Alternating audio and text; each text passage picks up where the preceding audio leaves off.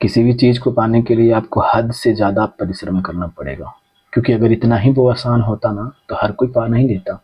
तो इसीलिए पूरी आक्रामकता के साथ अपने लक्ष्य की ओर एकदम आगे बढ़िए, ताकि आपकी निगाहें इधर से उधर कहीं नहीं होनी चाहिए। एकदम लक्ष्य को भेदना है और आक्रामकता आंखों में एकदम झलकनी चाहिए। किसी से कोई बात नहीं कीजिए, अपने लक्ष्य की ओर सीधा देखिए। ठीक है, चलिए शुरुआत करते हैं, आगे बढ़ते हैं, क्वेश्चन की बात करते हैं।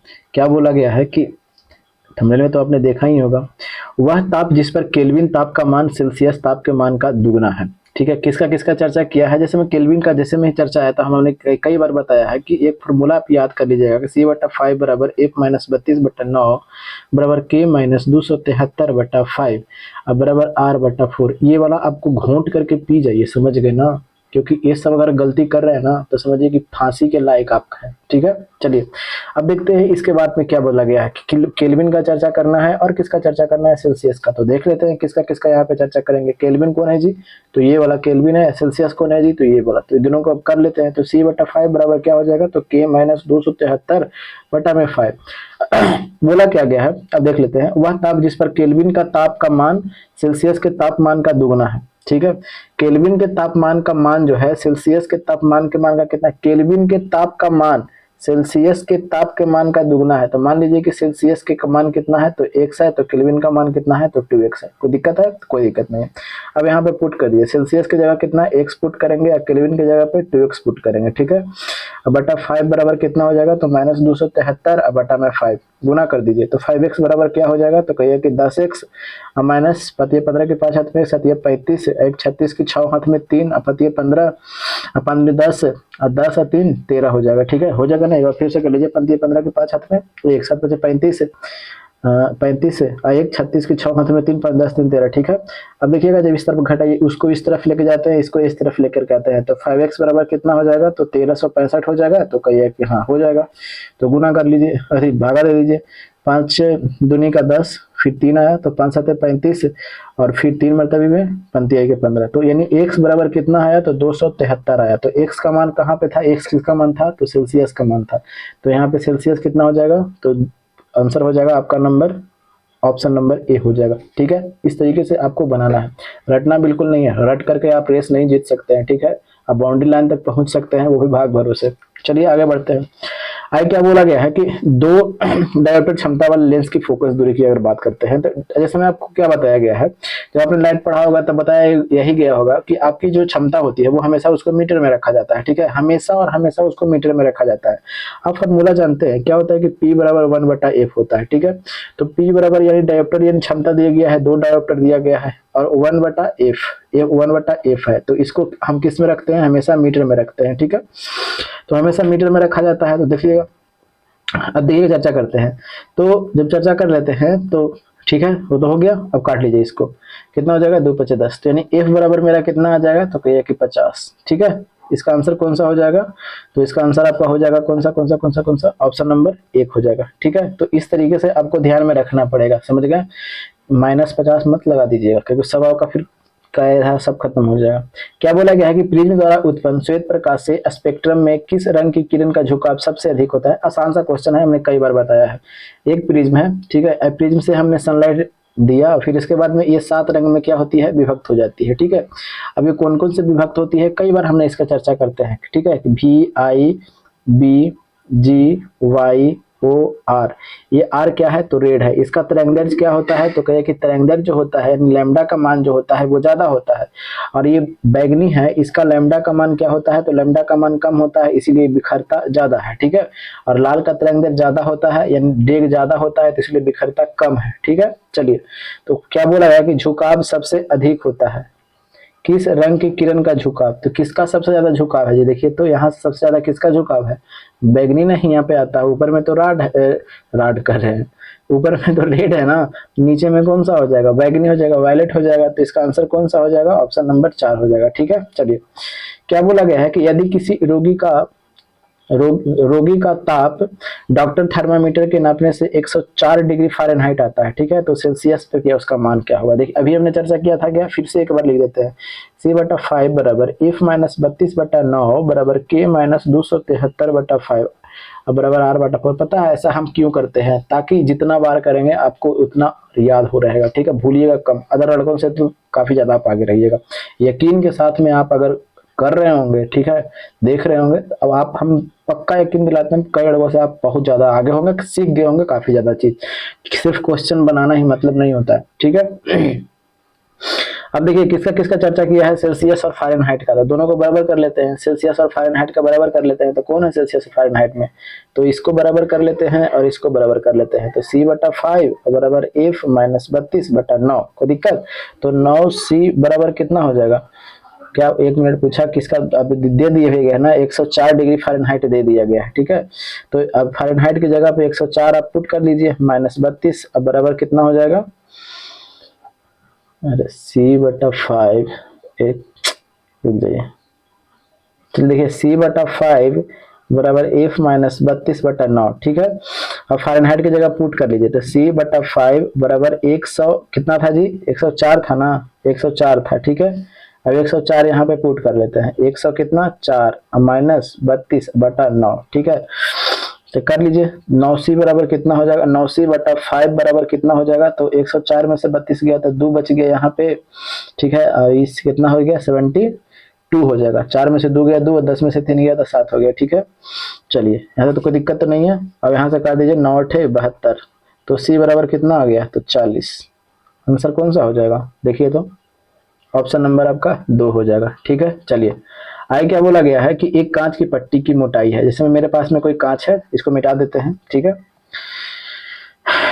हम एक बात यही बताना आपको चाहेंगे कि एकदम सिंसियर रहिए पढ़ाई के प्रति। जब पढ़ाई आप कर रहे हैं तो पढ़ाई सिंसियर में रहिए, हंसी मजाक से आप नौकरी नहीं होते हैं। आपको सिर्फ और सिर्फ आपको बहलाया फुसलाया जा रहा है यहाँ पे। या तो पढ़ना है तो पढ़िए, क्योंकि सबको नौकरी यहाँ पे नहीं हो सकता, सिंपल सी बात है। और नौकरी ही जीवन नहीं है, ये भी आप इसको आप हकीकत मान के चलिए, ठीक है। नौकरी हो गया तब पर भी ठीक, ना हुआ तब पर भी ठीक आपको, लेकिन हाँ जब तक आप इसमें लगे हो तब तक झोंक दीजिए सब कुछ, क्योंकि बाद में फिर पछताने का कोई मौका नहीं रहना चाहिए आपके पास में, ठीक है। कि काश ऐसे कर लेते तो वैसे होता, वैसे कर लेते तो वैसे होता। हो सकता है किसी और क्षेत्र में आप सफल हो, ऐसा थोड़ी नहीं है। सचिन तेंदुलकर पढ़े लिखे आदमी नहीं है क्या, पूरा दुनिया नहीं जान रहा है। चलिए आगे देखते हैं, आगे की बात करते हैं, ठीक है। हमें क्या बोला गया है, कांच की पट्टी की अगर बात करते हैं कांच की पट्टी की अगर बात करते हैं, तो कांच की पट्टी मान लीजिए कि मेरे पास में एक कांच है जिसकी मोटाई ये दे दिया है कितना है, तो टी है, ठीक है। यानी कितना है, ये टी इसकी मोटाई है, ठीक है, टी इसकी मोटाई है। अब बोला है कि इसका अपवर्तनांक कितना है, एन है। तो अपवर्तनांक बराबर हमें जानते हैं ना, म्यू बराबर क्या होता है, सी बटा भी, लेकिन ये सी म्यू का मान दे दिया है एन, ठीक है। यदि प्रकाश की चाल की बात करते हैं, तो प्रकाश की चाल तो सी तो है करता है, तो कोई दिक्कत नहीं है, तो सी इसको रख देते हैं।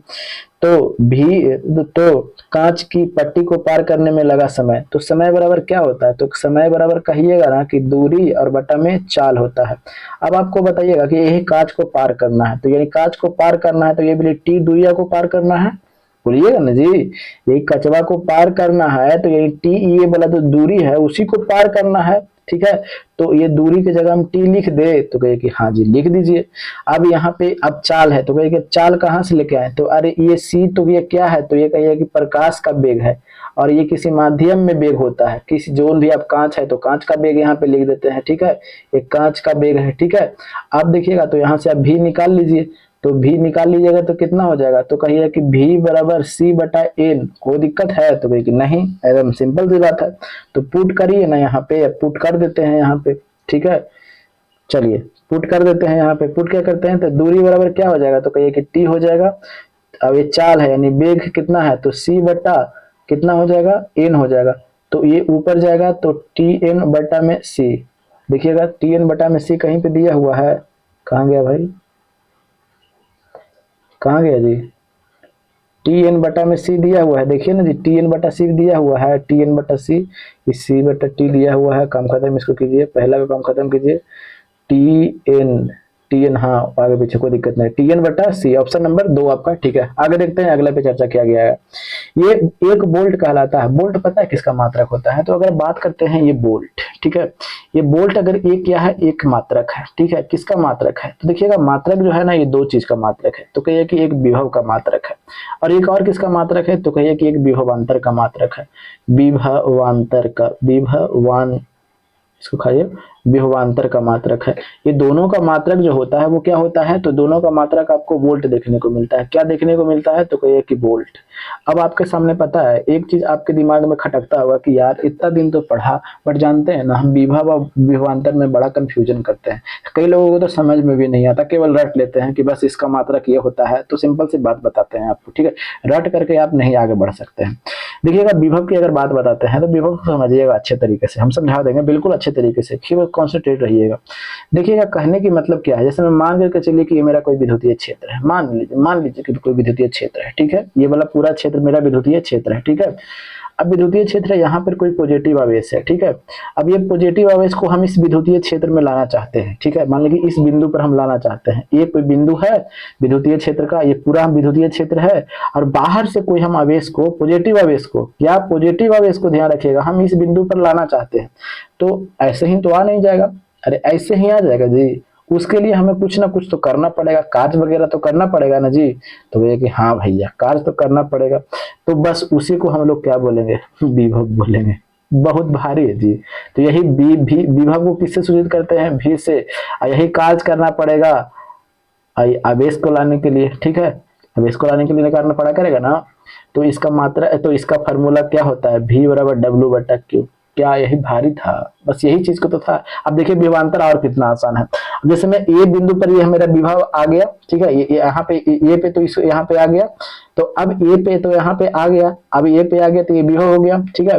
और ये भी जब आप जानते होंगे, जब करंट पढ़े होंगे, तो कोई भी जो गोला क्षेत्र होता है, गोलीय क्षेत्र में, ठीक है, उसमें क्या होता है कि प्रत्येक बिंदु पर जो होता है विभव का मान क्या होता है, तो विभव का मान तो भैया समान होता है ना। विभव का मान क्या होता है, समान होता है, ठीक है। अब देखिएगा यही सिंपल सी बात है। अब यही वाला ए जो विभव है, इसको यही विद्युतीय क्षेत्र में हम दूसरे जगह पे लाना चाहते हैं। मान लीजिए कि बी कोई जगह है, वहां पे हम इसको लाना चाहते हैं, ठीक है, विद्युतीय क्षेत्र में ही। तो इसको खींच करके लेके आएंगे ना जी, तो कहिए कि हाँ भैया लेके के तो आएंगे, तो बिल्कुल लेकर के आएंगे। तो लेकर के आएंगे तो ऐसे थोड़े नहीं चलाएगा, तो कहिए कि ना भैया ऐसे तो ना आएगा। तो ऐसे जो, तो कुछ ना कुछ तो करना पड़ेगा। तो हाँ, तो यहाँ से जो यहाँ आया, ए से जो बी पर आएगा, तो उसी को हम लोग क्या बोलते हैं, तो उसी को हम लोग बोलते हैं विभवांतर, पोटेंशियल डिफरेंस, ठीक है, पोटेंशियल डिफरेंस इसको बोलते हैं। समझ में आ गया, इसको पोटेंशियल बोलते हैं। तो देखिएगा हमने दो चीजों को बता दिया, विभव को बता दिया, विभवांतर को बता दिया, ठीक है। अब देखिएगा इसका दोनों का मात्रक क्या होता है, वोल्ट होता है। और दोनों के दोनों जो क्या है, दोनों के दोनों ध्यान में रखिएगा भैया कि दोनों के दोनों अदिश राशि है। कौन सी राशि है, तो ये अदिश राशि है। कब दिक्कत तो नहीं है, यहाँ तक कि ना कोई दिक्कत तो ना है। अब देखिएगा अभी हमने वोल्ट का एक फॉर्मूला लिखा था, याद आया होगा, B बराबर W बटा Q लिखा था, ठीक है। तो ये W क्या है भैया, तो ये कार्य है, और ये क्या है, तो ये आवेश है। तो आवेश का मात्रक क्या होता है, तो कहिएगा कि कूलम होता है। कार्य का मात्रक क्या होता है, जूल होता है। पुट कर दीजिए। कई लड़के आपको कंफ्यूजन, रटल तो होता है ना, उसको तो पते नहीं चला कि ले पढ़े तो थे, का था, ध्यान नहीं आ रहा है, रिवीजन नहीं किए, लगता है गड़बड़ा गया। तो हाँ, तो ऐसे ही होगा। आप 1000 बार पढ़ लीजिएगा ना बिना कंसेप्ट के साथ में, तो यही होगा, रिवीजन बार बार गड़बड़ाएगा, ठीक है। तो इसीलिए कंसेप्ट के साथ में रहिएगा ना, तब आपको कोई हिला नहीं सकता है। जब आपका बेस मजबूत रहेगा ना, तो कोई नहीं हिला पाएगा। इसका आंसर कौन सा हो जाएगा, 2 हो जाएगा, ठीक है। देख रहे कितना कंफ्यूजन पैदा कर देगा अगर किसी को रट्टे वाला खाली तोता मल होगा जो। चलिए आगे क्या बोला गया है कि विभवांतर की प्रत्यावर्ती धारा। अब कई लोग बोले हैं कि का क्वेश्चन को बनाने वाला इतना मनी टाइम देना पड़ेगा। अरे नहीं भाई, इतना मनी टाइम कहाँ, तो हम आपको बता रहे थे, इतना मनी टाइम थोड़ी नहीं दे रहा, तुरंत बन जाएगा ये सब क्वेश्चन। आगे क्या बोला गया है कि यदि विभवांतर की प्रत्यावर्ती धारा को, विभवांतर अभी हमने देखा, चर्चा किया, ठीक है, चर्चा किया ना। विभवांतर क्या था, विद्युतीय क्षेत्र में ही एक जगह से दूसरे जगह जो हम लेके जा रहे हैं आवेश को, जो पॉजिटिव लेके आए थे, उसी को हम लोग क्या बोले थे, अरे भैया उसी को तो विभवांतर बोले थे। कोई दिक्कत तो ना है, ठीक है। चलिए कोई दिक्कत तो यहाँ पे ना है। यदि निम्न विभव की प्रत्यावर्ती धारा को उच्च विभव की प्रत्यावर्ती धारा में बदलने के लिए प्रयुक्त होता है। अब देखिएगा बहुत अच्छा क्वेश्चन है। सबसे पहले आपको बताइएगा इलेक्ट्रिक जो करंट है, यानी करंट की अगर बात करते हैं, यानी करंट CURRENT, करंट क्या होता है, करंट जो बहता है, करंट जो बहता है क्या, लो पोटेंशियल से लेकर के लो पोटेंशियल। लो पोटेंशियल मतलब समझते हैं, लो पोटेंशियल मतलब क्या होता है, निम्न विभव, ठीक है। निम्न विभव से लेकर के कहां से बहता है, निम्न विभव से उच्च विभव की ओर बहता है। किधर की ओर, निम्न विभव से उच्च विभव की ओर। ठीक है, ये तो पता होना चाहिए, कोई दिक्कत है, नहीं भी पता है तो कोई दिक्कत नहीं है, इससे क्वेश्चन नहीं बनते हैं। ठीक है, इसको हटाते हैं। हमें जो चर्चा करना है क्या, अब इसके बारे में चर्चा कर लेते हैं क्या, कि ट्रांसफार्मर का आपने नाम सुना है, तो ये कि हाँ हाँ बिल्कुल सुना है। तो पहले ट्रांसफार्मर की जब सुना है तो ट्रांसफार्मर दो तरह के होते हैं, तो कि हाँ कौन कौन होते हैं पता है, नहीं कोई बात नहीं है, हम बताते हैं।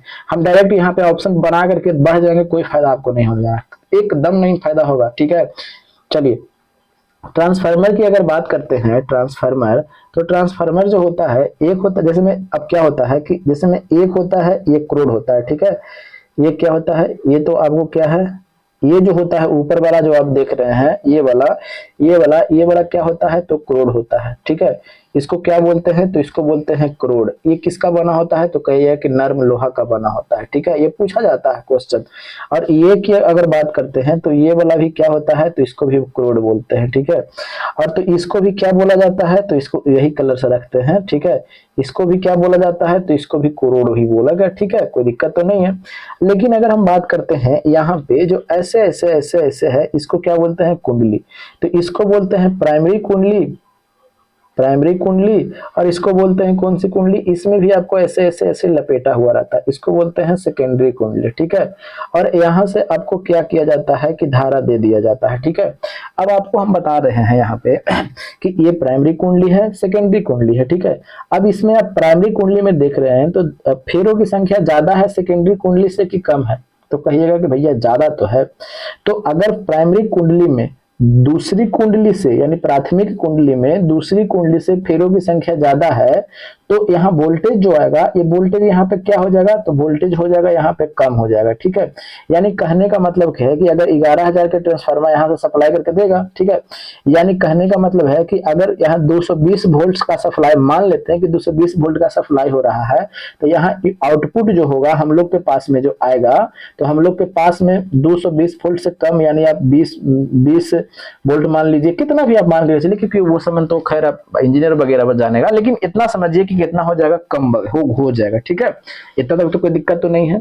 तो आपको दिमाग में उठेगा कि अच्छा इसको भी ट्रांसफार्मर कहते हैं का, तो कि हाँ भैया हाँ हाँ इसको भी ट्रांसफार्मर कहते हैं। तो इस तरह के ट्रांसफार्मर को, जैसे में हर एक ट्रांसफार्मर तो यही काम कर रहा है ना, जैसे ऐसे तो हम लोग को पास में जो घर में जो लाइन आती है, तो क्या 33,000 से डायरेक्ट जोड़ा हुआ है क्या, नहीं ना, वो 33,000 से पहले फिर ग्रिड में जाता है, वहां भी ट्रांसफार्मर लगा हुआ है कि ना, और फिर वहां से हमको लोग को सप्लाई करके देता है 11,000 में भी। ठीक है, और फिर हम 11,000 से भी में भी ट्रांसफार्मर लगा हुआ है, फिर उसके बाद में हम लोग को सप्लाई करके देता है घर में, देख रहे हैं। तो यानी इस तरह के जो ट्रांसफार्मर होता है, यानी उच्च वोल्टेज को क्या कर रहा है, उच्च वोल्टेज को क्या कर दे रहा है, कम करके दे रहा है कि नहीं हो रहा है। तो इस तरह के ट्रांसफार्मर को हम लोग क्या बोलेंगे, तो इस तरह के ट्रांसफार्मर को स्टेप डाउन ट्रांसफार्मर बोलेंगे। ठीक है, ये हिंदी में हम बड़ा कंफ्यूजन हो जाते हैं, इसलिए आप भी अंग्रेजी में याद रखिएगा, स्टेप डाउन ट्रांसफार्मर कहते हैं। ठीक है, फिर से एक बार बताते हैं स्टेप डाउन ट्रांसफार्मर क्या होता है। तो स्टेप डाउन ट्रांसफार्मर क्या होता है कि प्राइमरी कुंडली में फेरों की संख्या ज्यादा और दूसरी कुंडली में फेरों की संख्या कम। ठीक है, चलिए तो आपके सामने एक दिमाग और उठेगा कि अच्छा अब ये वाला जो कुंडली है ये किसका होता है, तो ये कॉपर का बना होता है। ठीक है, ये कॉपर का रहता है। ठीक है, अब देखिएगा आपके सामने उठेगा कि अच्छा एक ठोर ट्रांसफार्मर होता हुआ ना था, तो देखिए हाँ हाँ बिल्कुल। अब फिर हम बना लेते हैं। ठीक है, तो फिर कैसे बना लेते हैं, तो चलिए जैसे में ये हमारा क्या हो गया, ये हमारा क्रोड हो गया, और ये हो गया ऐसे ऐसे। चलिए ठीक है, तो ये वाला मेरा अलग कलर, ये वाला मेरा क्या हो गया, तो कहिए कि ये वाला मेरा क्या हो गया, तो कोई क्रोड हो गया। ये क्या हो गया, तो कहिए कि क्रोड हो गया। क्रोड किसका बना होता है, तो कहिए कि नर्म लोहा का। बार बार हम काहे लिखते हैं भाई, सबसे पहले तो आपको लगेगा, कई लोगों को लगेगा ना कि बार बार लिखता है क्यों, ज्यादा बार लिखेंगे आपके दिमाग में रहेंगे। ठीक है, ये हो गया क्रोड हो गया, इसको भी क्रोड बोल लेंगे। अब यहाँ पे भी तो आपको फेरा की संख्या यहाँ पे रहेगा, तो कहिए कि हाँ रहेगा। ठीक है, और यहाँ पे भी फेरा की संख्या रहेगा, तो कहिए कि हाँ रहेगा। अब बात आइएगा इसको कौन सा बोलते हैं, तो इसको बोलते हैं प्राइमरी, और इसको क्या बोलते हैं, तो इसको बोलते हैं सेकेंडरी। अब बताइएगा कि प्राइमरी जो कुंडली है उसमें फेरों की संख्या कम है कि ज्यादा, तो कहिएगा कि कम है। ठीक है, अब जब कम है तो अब देखिएगा कम कैसे है, तो अब क्या होगा से, अब यहाँ से आपको क्या किया जाता है, ये लाइन दे दिया जाता है। ठीक है, ट्रांसफार्मर है। अब देखिएगा, जब अब इसमें की बात करते हैं यहाँ से जो करंट अगर मान लीजिए कि मान लीजिए करंट भेजा कितना 220 वोल्ट का, ठीक है, 220 वोल्ट का या 110 वोल्ट का, ठीक है। तो अब द्वितीय कुंडली में हम देख रहे हैं कि फेरों की संख्या ज्यादा है, तो फेरों की संख्या ज्यादा है तो यानी वोल्टेज को क्या कर देगा, बढ़ा देगा। ये वोल्टेज को क्या कर देगा, तो बढ़ा देगा, ठीक है। यानी 120 वोल्ट अगर यहाँ हमको भेज के दे रहा है, यहाँ से आ रहा है, तो हम लोग को इससे ज्यादा करके देगा, यानी 220 वोल्ट, 120 वोल्ट से ज्यादा। अब चाहे 150 वोल्ट दे, कितना दे, जितना, लेकिन इससे ज्यादा देगा। तो इस तरह के जो ट्रांसफार्मर होंगे, यानी ज्यादा वोल्टेज दे रहा है तो अप कर देते हैं, तो वहां पे डाउन था तो यहाँ पे अप कर दीजिए, तो स्टेप अप ट्रांसफार्मर। कोई दिक्कत है तो कहिए कि नहीं, एकदम समझ में आ गया। इसीलिए हमने फिगर पा दिया, लिखा लिखी वाला झमेला नहीं किया। स्क्रीनशॉट ले लीजिए, ठीक है, इसको स्क्रीनशॉट लीजिए, दोनों को एक की तुरी, ठीक है, एकदम लिख ध्यान में दे दीजिएगा। इसमें फेरा की संख्या ज्यादा हमने दिया है, ठीक है, ये वाला में और स्टेप डाउन में, और इसमें फेरा की संख्या देखिए पहलगाम में क्या है, कम है। तो समझ में आ गया। और एक बात और, अभी और रुक जाइए। अगर बात करते हैं ये ट्रांसफार्मर की, अगर बात करते हैं तो ये किस सिद्धांत पर काम करता है, ये भी आपको पूछा जाता है। तो अन्योन प्रेरण के सिद्धांत पर काम करता है। किस पर, तो अन्योन प्रेरण के सिद्धांत पर ये क्या करता है, कि सिद्धांत पर काम करता है, जिसको म्यूचुअल इंडक्शन आपको बोलते हैं, पारस्परिक प्रेरण भी बोला जाता है, ठीक है। अगर बात करते हैं कि ट्रांसफार्मर में जो आवृत्ति जो है, ये आवृत्ति कभी नहीं बदलता है, कभी नहीं क्या होता है, बदलता है। अगर बात करते हैं, और भब्बर धारा की आपने सुना होगा, भब्बर धारा, तो इसीलिए ये वाला जो यहाँ पे आप जो कोड जो देख रहे हैं, यहाँ पे पत्ता जो लोहा के पत्तेदार जैसा इस्तेमाल किया जाता है ताकि भब्बर धारा उत्पन्न ना हो, ठीक है। गन गन ऐसे करते रहता है ना, तो वही उत्पन्न कम करने के लिए, ठीक है। तो यहाँ ये ट्रांसफार्मर था, जनरल कंपटीशन के हिसाब से हमने पूरी तरह से बता दिया है, कोई कुछ नहीं छोड़ा है, ठीक है। चलिए कंप्लीट हो गया यहाँ तक। चलिए अगले पे चलते हैं, अगला क्वेश्चन हमारा इंतजार कर रहा है, आगे देखते हैं। आगे क्या बोला गया है, तो हाँ, तो इसका बनाना है ना, तो बोला क्या गया है कि निम्न विभव की प्रत्यावर्ती धारा को उच्च विभव में बदलना है। अब देखिएगा, उच्च विभव में बदलना है ना जी, तो अभी आते हैं, उच्च विभव में, यानी करंट उच्च होना चाहिए, तो निम्न से उच्च। तो देखिएगा यहाँ क्या था, हमने 120 वोल्ट रखा था ना, तो यहाँ देखिएगा 150 वोल्ट निकल रहा था, निम्न से उच्च हो रहा है ना, ठीक है, निम्न से उच्च हो रहा है ना जी। तो उसके लिए कौन सा ट्रांसफार्मर, तो स्टेप अप ट्रांसफार्मर। तो स्टेप अप ट्रांसफार्मर।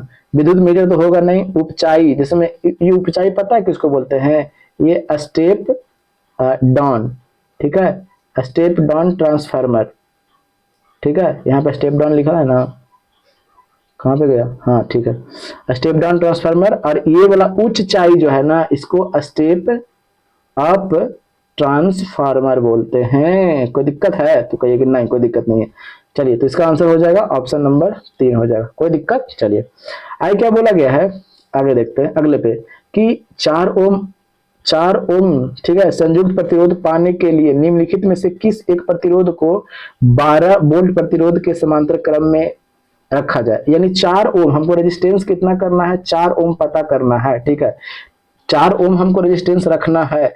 कह रहा है कि एगो 12 ओम के प्रतिरोध है और एगो और कितना वाला प्रतिरोध को हम जोड़े ताकि हमारा जो रेजिस्टेंस हो वो 4 ओम हो, ठीक है। तो अब कैसे में जोड़ने के लिए बोला है, समांतर क्रम में। तो समांतर क्रम में पता है ना कि रेजिस्टेंस कैसे जुड़ता है, जो तो समांतर क्रम में जुड़ता है 1/R बराबर 1/R1 जोड़ 1/R2। और श्रेणी क्रम में कैसे जुड़ता है, तो R बराबर R1 जोड़ R2 जोड़ R3, ठीक है। देखिएगा, चलिए अब जोड़ के देखते हैं। तो हमको 4 ओम लेके आना है, 12 ओम के साथ किसको साथ जोड़ते हैं, तो ऑप्शन के हिसाब से चलेंगे और किसके हिसाब से चलेंगे। देखिए, तो अब देखिएगा, अब हमको क्या पैरेलल कलर में कैसे, पैरेलल मतलब समांतर क्रम में कैसे जोड़ा जाता है। तो समांतर क्रम की अगर बात करते हैं तो समांतर क्रम में कैसे जोड़ा जाता है, तो 1/R बराबर 1/R1 जोड़ 1/R2, ठीक है। पैरेलल में इसी तरह से ना जोड़ा जाता है। अब देखिएगा, पैरेलल में जो जोड़ा जाता है तो यानी 1/R हमने लिख लिया, एगो तो मान है 1/12 कर देते हैं, तो कहिए कि हाँ पहला ऑप्शन में चलते हैं, 2 करता है तो 1/2 कर देते हैं। तो देखिए लेते हैं 1/2 करके, एलसीएम कितना आ जाएगा, तो एलसीएम आ जाएगा 12 आ जाएगा, यहाँ पे 1 आ जाएगा और 2 छक 12 7 हो रहा है, तो 4 आने की कोई संभावना नहीं है। ऑप्शन नंबर ए तो नहीं होगा, खत्म कर दीजिए इसको, ठीक है। ऑप्शन नंबर ए को काटिए तो सबसे पहले एकदम बेदर्दी से कट गया।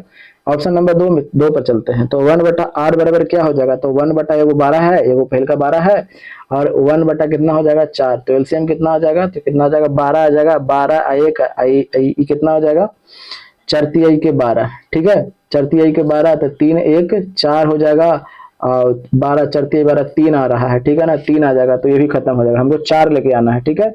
तो ये भी ऑप्शन खत्म हो गया। इस तरह के क्वेश्चन को ऑप्शन से ही बनाया जाता है, कोई शॉर्टकट तरीका नहीं है इसका, ठीक है।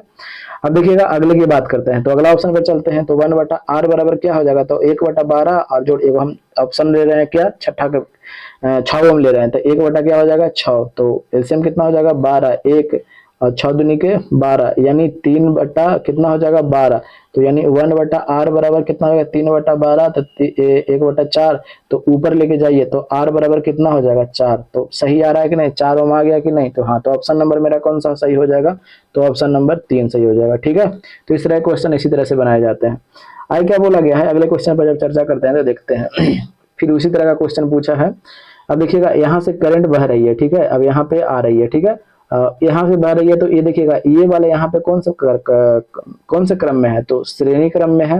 और ये वाला की अगर बात कर रहे हैं, यहाँ पे सब देख रहे हैं, तो ये वाला एगो इधर बढ़ा है, एगो इधर बढ़ा है, तो ये दोनों समांतर क्रम है, तो समांतर क्रम में कैसे जोड़ते हैं, अभी हमने चर्चा किया है, जब दो गो रहे ना प्रतिरोध और उसको समांतर क्रम में जोड़ना है ना, तो ऊपर गुना नीचे जोड़ कर दीजिए, तो ऊपर गुना कर दीजिए और नीचे जोड़ कर दीजिए, ठीक है। तो 2 2 कितना हो जाएगा 4, तो ये से खत्म हो गया। यानी यहाँ से हमको अगर बात करते हैं, यहाँ से ये तो मेरा 2 ओम तो हो ही गया, और यहाँ से हमको ये दोनों से कितना मिल गया, तो कहिए कि ये 1 ओम मिल गया, ठीक है। और ये पहले से तो मेरा कितना है, तो कहिएगा कि ये 2 तो है ही है, कोई दिक्कत, ऐसे मेरा बन गया, ठीक है। अब ये यहाँ से हम करंट देखेंगे, जब डालेंगे तो सब श्रेणी क्रम में है, और श्रेणी क्रम का अभी हमने फार्मूला बनाया कि R बराबर क्या होता है, तो कहिए कि R1 जोड़ R2 जोड़ R3 dot dot dot Rn, तो सबको जोड़ दीजिए, कितना हो जाएगा 2 1 3 और 2 5, ऑप्शन नंबर 3 हो जाएगा। आगे बढ़ते हैं अगले पे।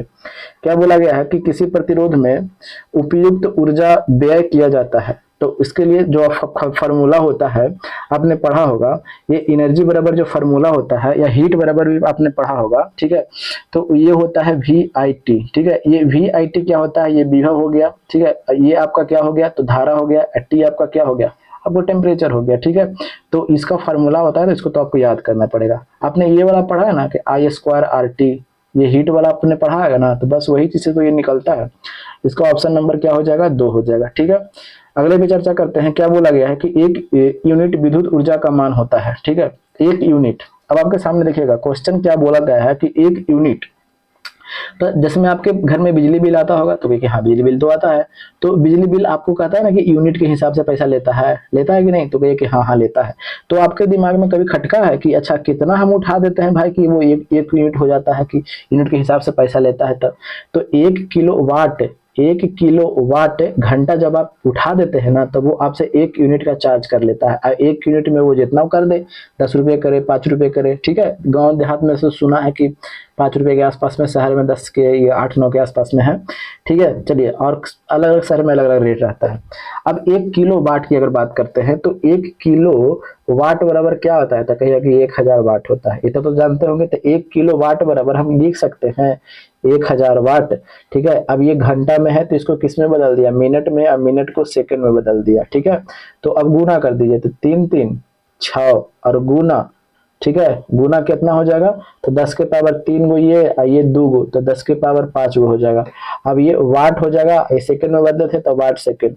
अब जिसमें ये वाला फार्मूला आप जानते हैं ना कि P बराबर W/T, ठीक है, P बराबर W/T। और जब W/T होता है तो इसका मात्रक क्या होता है, ये P शक्ति या शक्ति का मात्रक क्या होता है, वाट होता है, ठीक है। और ये क्या है, तो ये आपका कार्य है, तो कार्य का मात्रक क्या होता है तो कहिए कि जूल होता है। तो अब देखिएगा, अब यहाँ पे W का W रहने देते हैं, ठीक है। अच्छा नहीं, करिए देते हैं, कार्य का मात्रक क्या होता है, जूल होता है। अब ये समय है, तो समय का मात्रक क्या होता है, सेकंड होता है, तो जूल बराबर लिख सकते हैं वाट सेकंड, तो कहे हाँ लिख दो भाई। तो यहाँ पे वाट सेकंड है, तो यहाँ पे वाट सेकंड को हम जूल कर देते हैं, तो कर दीजिए, कोई दिक्कत थोड़े नहीं है। तो 36 गुने 10 के पावर 5, देखिएगा तो देख रहे हैं कि पॉइंट में दिया हुआ, कोई बात नहीं है। पॉइंट में दिया हुआ है तो इसको हम 10 से भागा दे देंगे, तो ऊपर में भी 10 से हमको गुना करने में कोई हर्जा है? क्योंकि नहीं, कोई हर्जा नहीं है। ठीक है, तो अब भागा दे दीजिए, तो 3.6 अब गुना 10 के पावर 5 है, 10 के पावर 1 तो 10 के पावर 6, अब कितना आ जाएगा? जूल आ जाएगा। तो इसका आंसर कौन सा हो जाएगा? 3.6 गुना 10 के पावर 6 जूल। ऑप्शन नंबर कौन सा हो जाएगा? 4 हो जाएगा। अब कई लोग रटेंगे, इसे ऐसे हुआ, ऐसे हुआ, ऐसे हुआ। कितना कितना कितना दूर तक जा सकते हैं आप? रेस जो होते हैं ना, बैसाखी के सहारे नहीं जीते जाते हैं। ठीक है, चलिए आगे क्या बोला गया है कि दबाव बढ़ाने से किसी पदार्थ का क्वथनांक। अब जैसे में क्या गया, जैसे में आपके पास में कुकर है, ठीक है, कुकर में तो सब कोई खाना बनाते होंगे। अब जब कुकर में खाना बनाते हैं तो क्या होता है कि इसमें जैसे जितना हम आग लगाते हैं यानी गैस बढ़ाते हैं, ये अंदर का जो पूरा जो है वो क्वथनांक क्या हो जाता है? बढ़ा देता है। अब जितना ज्यादा क्वथनांक बढ़ जाएगा, कौची बोला कि दबाव बढ़ाने से। अब दबाव कैसे बढ़ा? क्योंकि ढक्कना आप बंद कर दिए थे, ठीक है, ढक्कन बंद कर दिए थे, ढक्कन बंद कर दिए थे तो अंदर का क्वथनांक पूरा बढ़ जाता है। तो पूरा बढ़ जाने के क्रम में जो हमारा जो चावल वगैरह है वो 120 125 के आसपास में पर खौलता है। ठीक है, और जिसके कारण क्वथनांक इतना बढ़ गया है कि खाना हम लोग का क्या बन जाता है? जल्दी बन जाता है। ठीक है, जल्दी बन जाता है। ठीक है, और यही चीजवा को जब पहाड़वा पर लेके जाते हैं तो खाना देर से बनता है। काहे भैया ऐसा काहे होता है? क्योंकि वहां पे जो दबाव क्या हो गया है? कम गया है। दबाव क्या हो गया? कम गया है। तो ठीक है, तो दबाव कम गया है तो आपका क्या हो गया? क्वथनांक भी क्या हो गया? कम गया। और जब क्वथनांक कम जाएगा तो खाना लेट से बनेगा। और यहाँ पे हम कुकर में देख रहे हैं कि एकदम क्वथनांक इधर के बढ़ैले है, एकदम दनादन। समझ में आ गया? तो क्वेश्चन को तो समझ में आ गया ना? दबाव बढ़ाने से किसी पदार्थ का क्वथनांक क्या होता है? तो बढ़ता है। कुकर वाला याद रखिएगा जब भूलिएगा तो, कि ढक्कना बंद कर देते हैं, दबाव बढ़ जाता है, खनमा जल्दी बढ़ जाता है, बन जाता है। ठीक है, क्वथनांक क्या हो जाता है? बढ़ जाता है। चलिए समझ में आ गया होगा। तो वीडियो यहीं तक रखते हैं और सीधा यही बात लक्ष्य पर एकदम टारगेट रखिए। ठीक है, इधर उधर भटकना बिल्कुल नहीं है। इस दुनिया में सब सब और सब बेकार की बातें होती है। जब तक आप में इंटरेस्ट रहेगा तब तक आपसे लोग बातें करेंगे। जिस दिन आप में इंटरेस्ट खत्म हो गया ना, आपको लात मार के भगा देंगे। तो सीधा और सीधा लक्ष्य पर निगाहें रखिए। नीति मेरी, नियति आपकी। जय हिंद।